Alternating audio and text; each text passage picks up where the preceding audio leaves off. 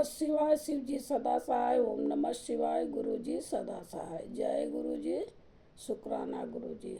अनंतम अनंतम अनंतम शुक्राना गुरु जी। हर हर महादेव। हर हर महादेव। जय गुरु जी। जय गुरु जी। शुक्राना गुरु जी। आज मैं रुद्र संहिता का युद्ध खंड पंचमो अध्याय 51 से 54 अध्याय तक प्रारंभ करने जा रही हूँ। जय गुरु जी।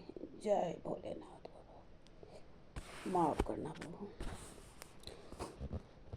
बाणासुर की तपस्या और उसे शिव द्वारा वर प्राप्ति, शिव का गणों और पुत्रों सहित उसके नगर में निवास कराना, बाण पुत्री उषा का रात के समय स्वप्न में अनिरुद्ध के साथ मिलन, चित्रलेखा द्वारा अनिरुद्ध का द्वारिका से अपहरण, बाण का अनिरुद्ध को नागपाश में बांधना, दुर्गा के स्तवन से अनिरुद्ध का बंधन मुक्त होना, नारद द्वारा समाचार पाकर श्री कृष्ण की शोणितपुर पर चढ़ाई, शिव के साथ उनका घोर युद्ध, शिव की आज्ञा से श्री कृष्ण का उन्हें जुम्भ अणास्त्र से मोहित करके बाण की सेना का संहार करना। व्यास जी बोले, सर्वज्ञ सनत कुमार जी, आपने अनुग्रह करके प्रेम पूर्वक ऐसी अद्भुत और तो सुंदर कथा सुनाई है जो शंकर की कृपा से ओतप्रोत हैं। अब मुझे शशि मौली के उस उत्तम चरित्र के श्रवण करने की इच्छा है जिसमें उन्होंने प्रसन्न होकर बाणासुर को गणाध्यक्ष पद प्रदान किया था। सनत कुमार जी ने कहा, व्यास जी, परमात्मा शंभु की उस कथा को जिसमें उन्होंने प्रसन्न पूर्वक बाणासुर को गणनायक बनाया था, आदर पूर्वक श्रवण करो। इसी प्रसंग में महाप्रभु शंकर का वो सुंदर चरित्र भी आएगा जिसमें उन्होंने बाणासुर पर अनुग्रह करके श्री कृष्ण के साथ संग्राम किया था। व्यास जी, दक्ष प्रजापति की 13 कन्याएं कश्यप मुनि की पत्नियां थी। वह सबकी सब पतिव्रता तथा सुशीला थी। उनमें दिति सबसे बड़ी थी, जिसके लड़के दैत्य कहलाते थे हैं। अन्य पत्नियों से भी देवता तथा चराचर सहित समस्त प्राणी पुत्र रूप से उत्पन्न हुए थे। ज्येष्ठ पत्नी दिति के गर्भ से सर्वप्रथम 2 महाबली पुत्र पैदा हुए। उनमें हिरण्याकशिपु जेठ था और उसके छोटे भाई का नाम हिरण्याक्ष था। हिरण्याकशिपु के 4 पुत्र हुए। उनके दैत्य श्रेष्ठों का कर्मांश हद, अनुहद, संहद और पहाद नाम था। उनमें पहाद जितेंद्रिय तथा महान विष्णु भक्त हुए। उनका नाश करने के लिए कोई भी दैत्य समर्थ न हो सका। प्रहलाद का पुत्र विरोचन हुआ। वो दानियों में सर्वश्रेष्ठ था। उसने विप्रिय रूप से याचना करने वाले इंद्र को अपना सिर ही दे डाला था। उसका पुत्र बलि हुआ।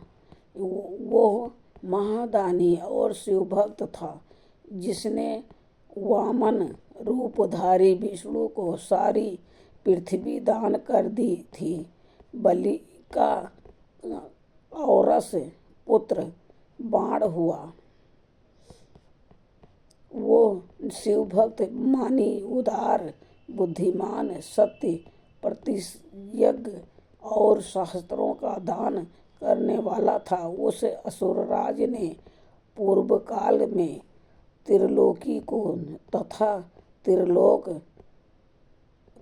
धिपतियों को बलपूर्वक जीतकर शोणितपुर में अपनी राजधानी बनाया और वहीं रहकर राज्य करने लगा।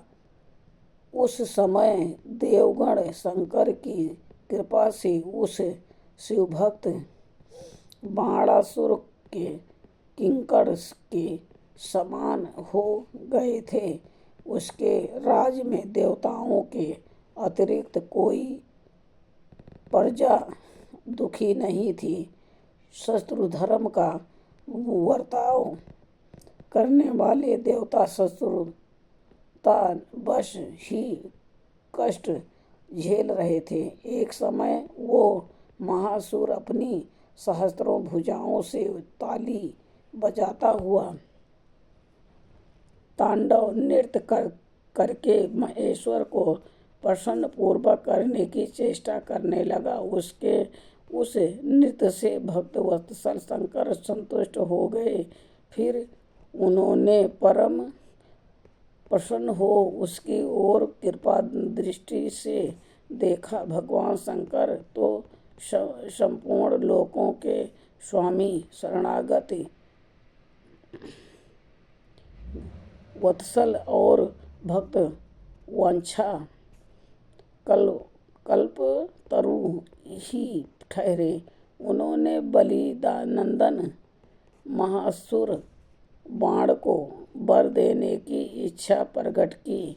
मुने बलिनंदन महादैत्य बाण शिव भक्तों में श्रेष्ठ और परम बुद्धिमान था। उसने परमेश्वर शंकर को प्रणाम करके उनकी स्तुति की और कहा, बाणासुर बोला, प्रभो, आप मेरे रक्षक हो जाइए और पुत्रों तथा गणों सहित मेरे नगर के अध्यक्ष बनकर सर्वथा प्रीति का निर्वाह करते हुए मेरे पास ही निवास कीजिए। सनत कुमार जी कहते हैं, महर्षि वो बलिपुत्र बाण निश्चय ही शिव जी की माया से मोह में पड़ गया था। इसीलिए उसने मुक्ति प्रदान करने वाले दुराराध्य महेश्वर को पाकर भी ऐसा वर मांगा। तब ऐश्वर्यशाली भक्तवत्सल शंभु उससे वो वर देकर पुत्रों और गणों के साथ प्रेम पूर्वक वहीं निवास करने लगे। एक बार बाणासुर को बड़ा ही गर्व हो गया। उसने तांडव नृत्य करके शंकर को संतुष्ट किया। जब बाणासुर को ये ज्ञात हो गया कि पार्वती वल्लभ शिव प्रसन्न हो गए हैं, तब वो हाथ जोड़कर सिर झुकाए हुए बोला। बाणासुर ने कहा, देवाधिदेव महादेव, आप समस्त देवताओं के शिरोमणि हैं। आपकी ही कृपा से मैं बलि हुआ हूँ। अब आप मेरा उत्तम वचन सुनिए। देव, आपने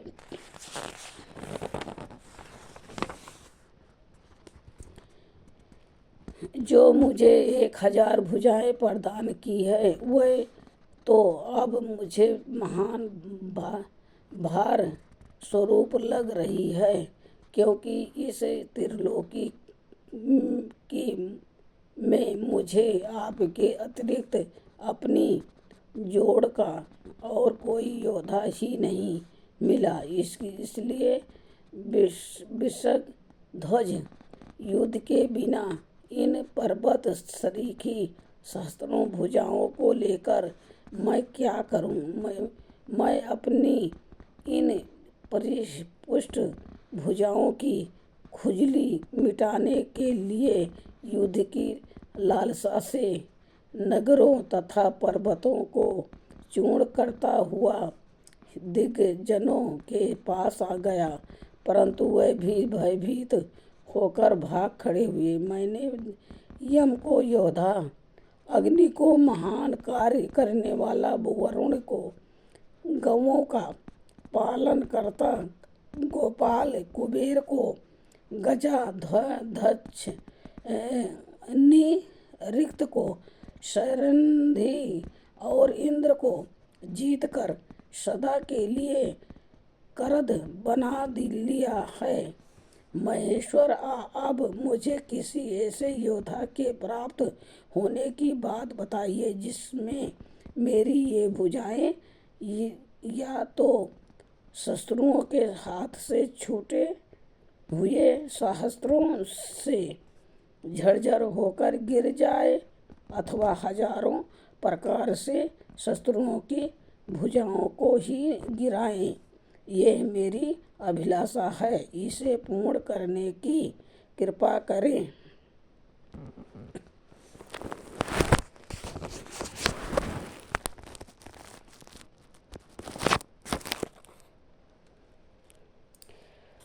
सनत कुमार जी कहते हैं, मुनि श्रेष्ठ, उसकी बात इसी सुनकर भक्त वाधा पहारी तथा महामन्यु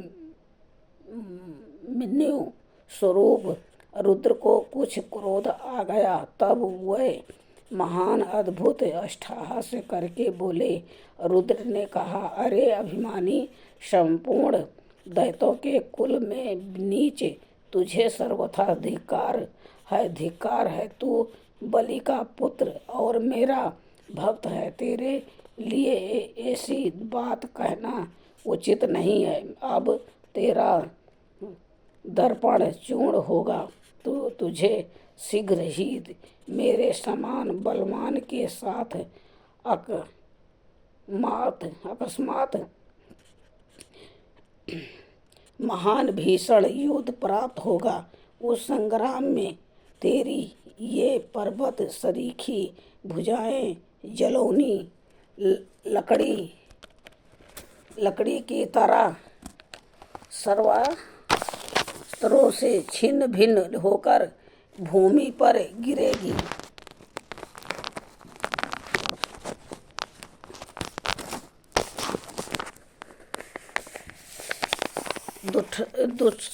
दुष्टा मन, तेरे आयुधागार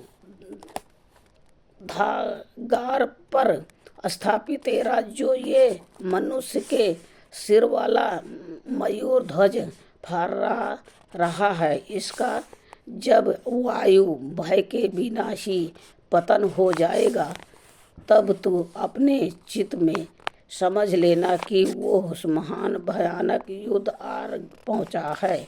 उस समय तू घोर संग्राम का निश्चय करके अपनी सारी सेना के साथ वहां जाना। इस समय तू अपने महल को लौट जा, क्योंकि इसी में तेरा कल्याण है। दुर्मते, वहां से तुझे प्रसिद्ध बड़े बड़े उत्पात दिखाई देंगे। यूं कहकर गर्भहारी भक्त वत्सल भगवान शंकर चुप हो गए। सनंद कुमार जी कहते हैं, मुने ये सुनकर बाणासुर ने दिव्य पुष्पों की कलियों से अंजलि भरकर रुद्र की अभय अर्चना की और फिर उन महादेव को प्रणाम करके वो अपने घर को लौट गया।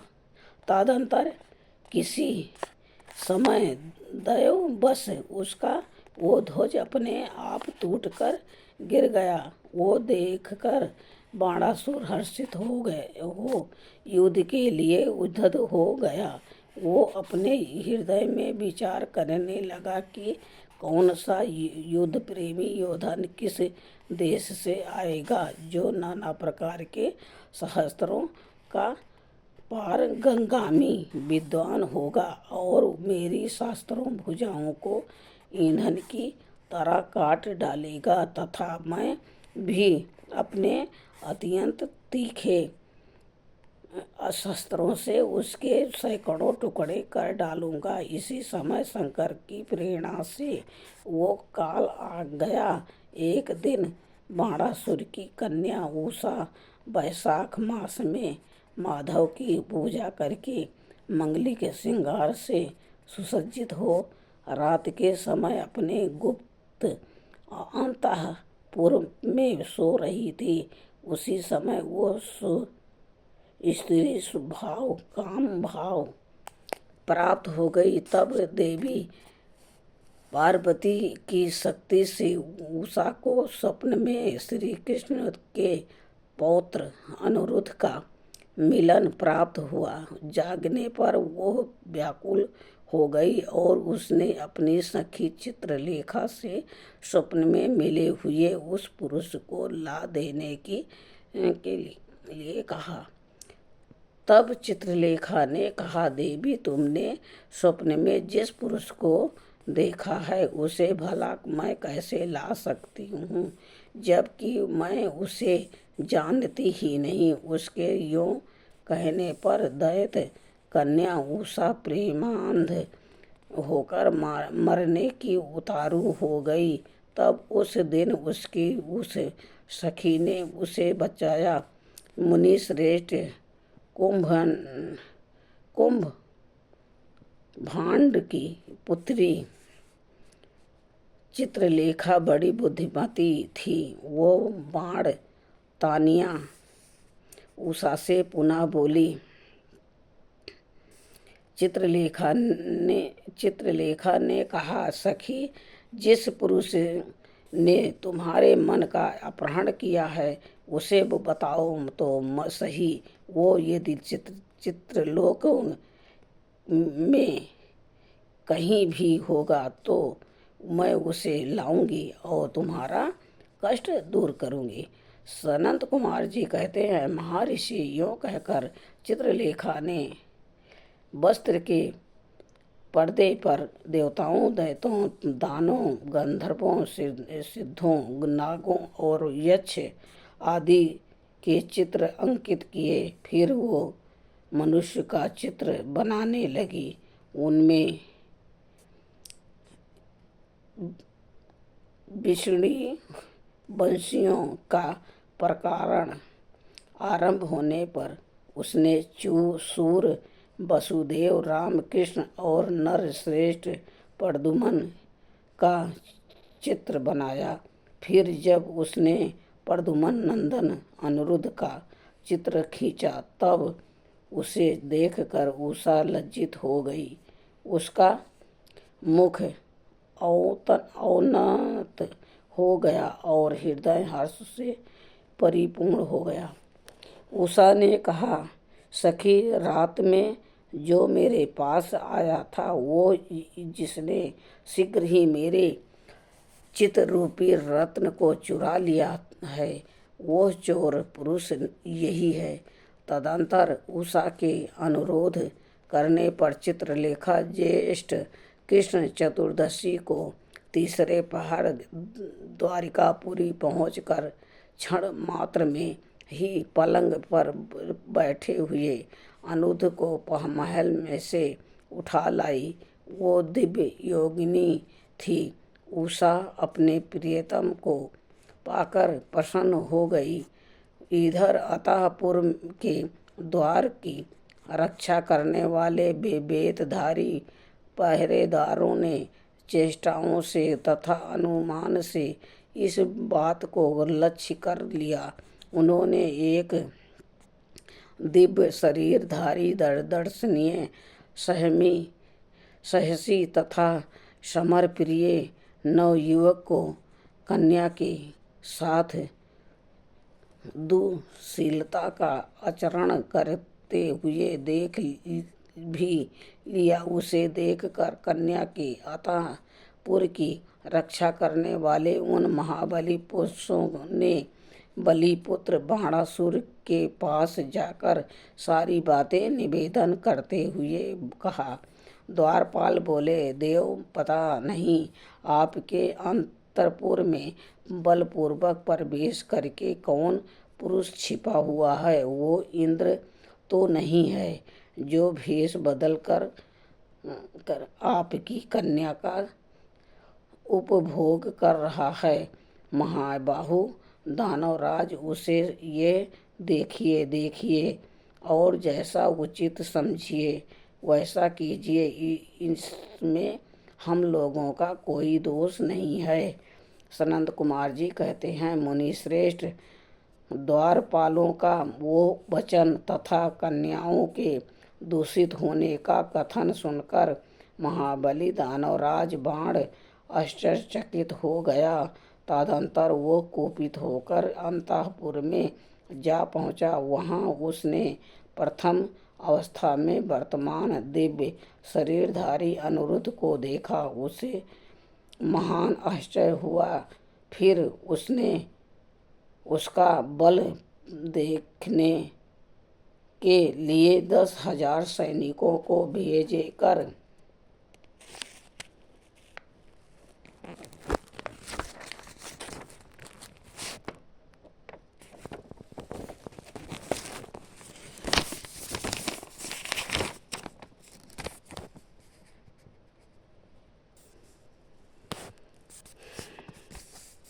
आज्ञा दी कि इसे मार डालो। सेना ने अनिरुद्ध पर आक्रमण किया। तब अनिरुद्ध ने बात की बात में 10,000 सैनिकों को काल में हवाले कर दिया। फिर तो असंख्य सेना पर सेना आने लगी और अनिरुद्ध उन्हें काल का ग्रास बनाने लगे।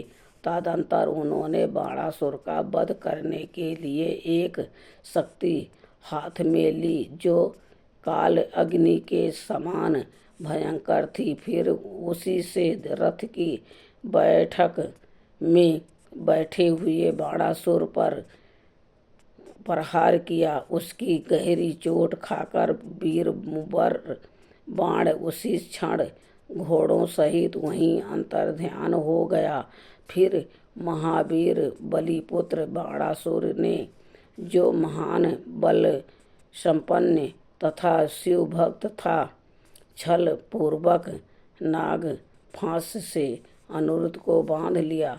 इस प्रकार उन्हें बांधकर और पिंजड़े में कैद करके वो युद्ध से उपराम हो गया।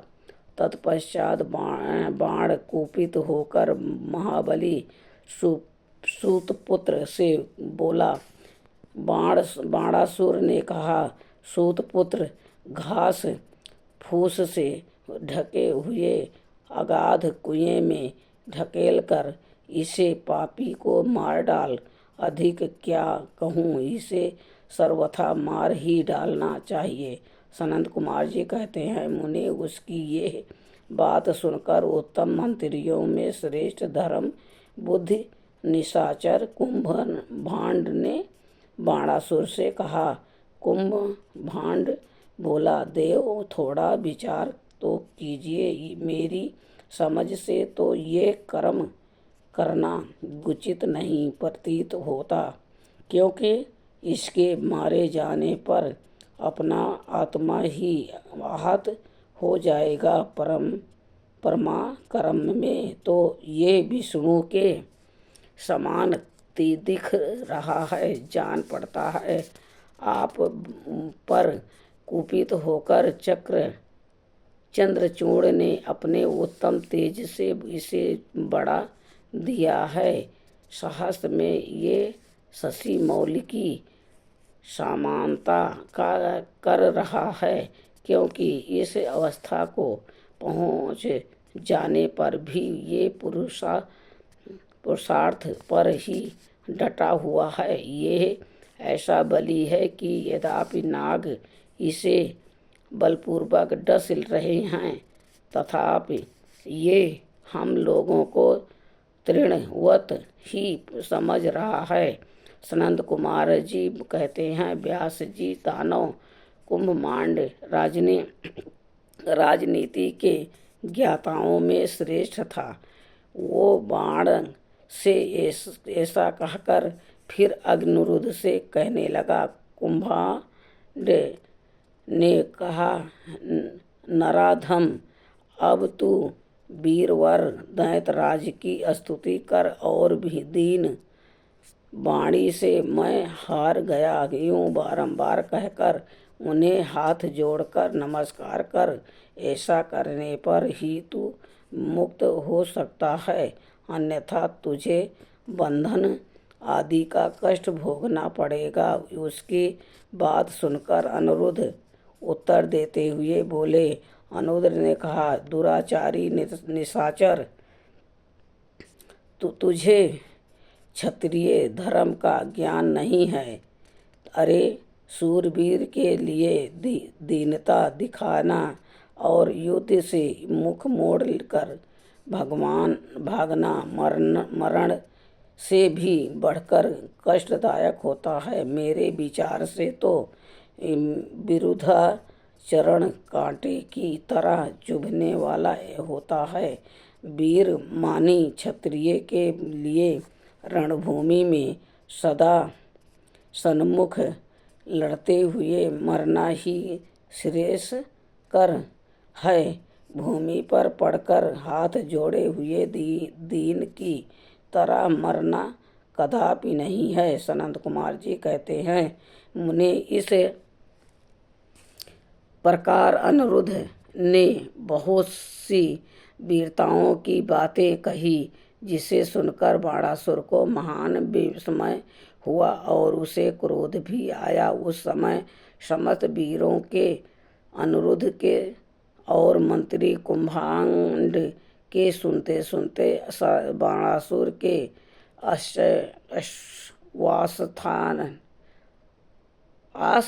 आश्वासनार्थ आकाशवाणी हुई। आकाशवाणी ने कहा, महाबली बाण, तुम बलि के पुत्र हो, अतः थोड़ा विचार तो करो। परम बुद्धिमान शिव भक्त तुम्हारे लिए क्रोध करना उचित नहीं है।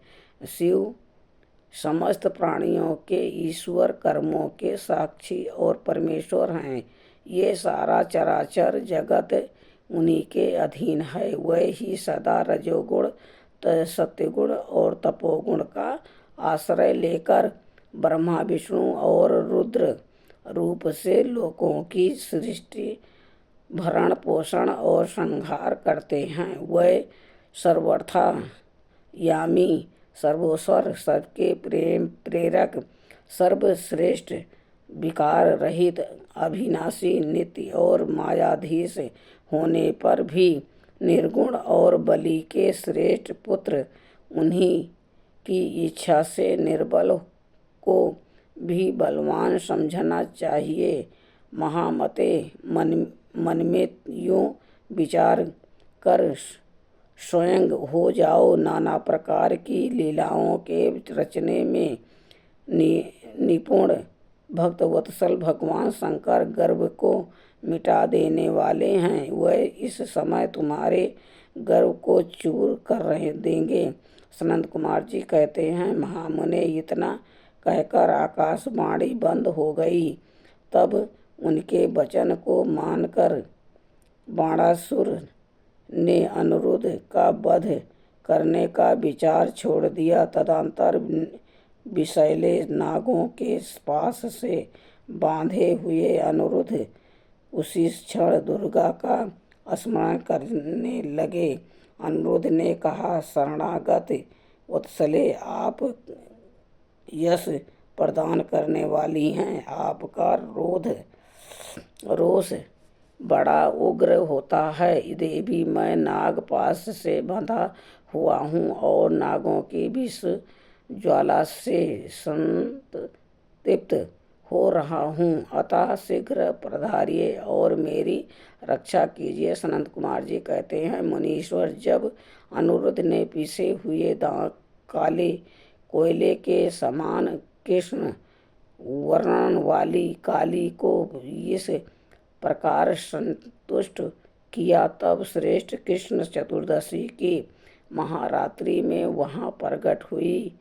उन्होंने उन सर्परूपी भयानक बाणों को भस्मसात करके अपने बलिष्ठ मुक्कों के आघात से उस नाग पंजर को विदीर्ण कर दिया। इस प्रकार दुर्गा ने अनिरुद्ध को बंधन मुक्त करके उन्हें पुनः अतः पूर्व में पहुंचा दिया और स्वयं वहीं अंतर्ध्यान हो गई। इस प्रकार शिव की शक्ति स्वरूपा देवी की कृपा से अनिरुद्ध कष्ट से दूर छूट गए।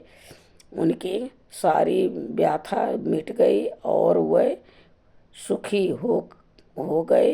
तदंतर प्रद्युम्न नंदन अनिरुद्ध शिव शक्ति के प्रताप से विजयी हो अपनी प्रिया वाण तानिया को पाकर परम हर्षित हुए और अपनी प्रियतमा उस उषा के साथ सुख पूर्वक विहार करने लगे। इधर पौत्र अनिरुद्ध के अदृश्य हो जाने पर तथा नारद जी के मुख से उसके बाणासुर के द्वारा नागफांस से बांधे जाने का समाचार सुनकर 12 अक्षौहिणी सेना के साथ प्रद्युम्न आदि वीरों को साथ ले भगवान श्री कृष्ण ने शोणितपुर पर चढ़ाई कर दी। उधर भगवान श्री रुद्र भी अपने भक्त के पक्ष में सज धज कर आ डटे। फिर तो श्री कृष्ण और श्री शिव का बड़ा भयंकर युद्ध हुआ। दोनों ओर से ज्वार छोड़े गए। अंत में श्री कृष्ण ने स्वयं श्री रुद्र के पास आकर उनका स्तवन करके कहा,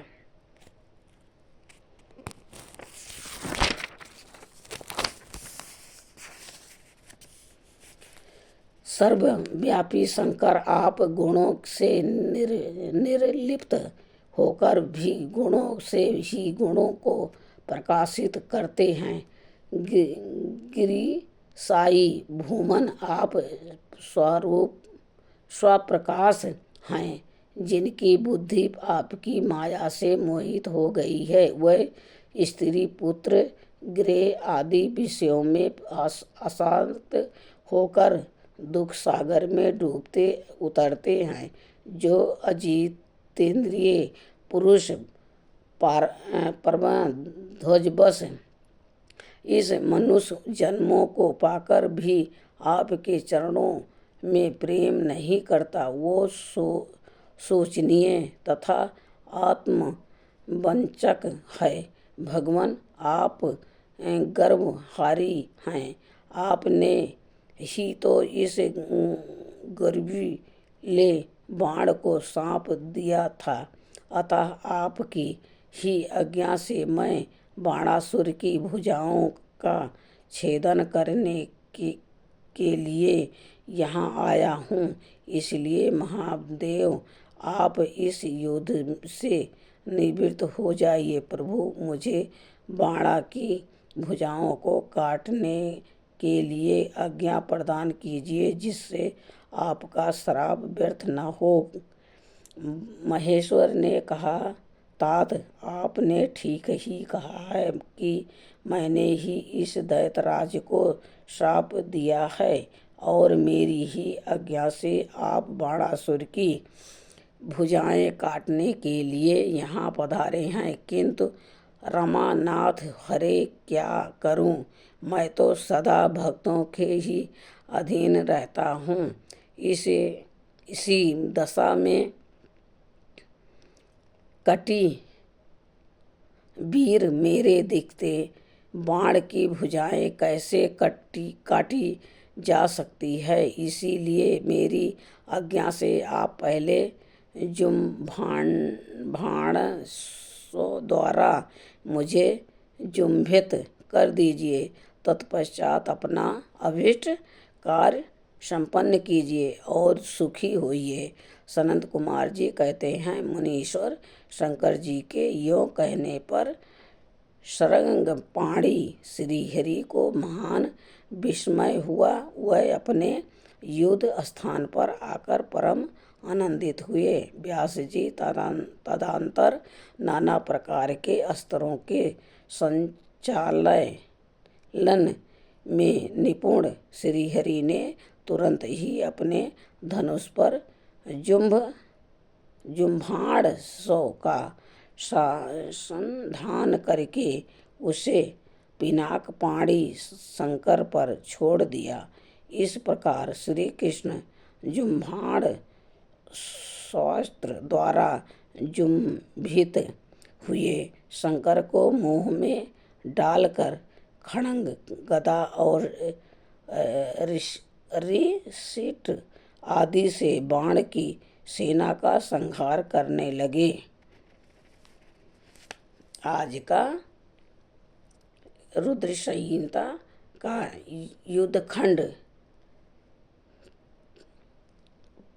51 से 54 अध्याय तक संपूर्ण हुआ। ओम नमः शिवाय। शिव जी सदा सहाय। ओम नमः शिवाय। गुरु जी सदा सहाय। जय गुरु जी। शुक्राना गुरु जी। हर हर महादेव।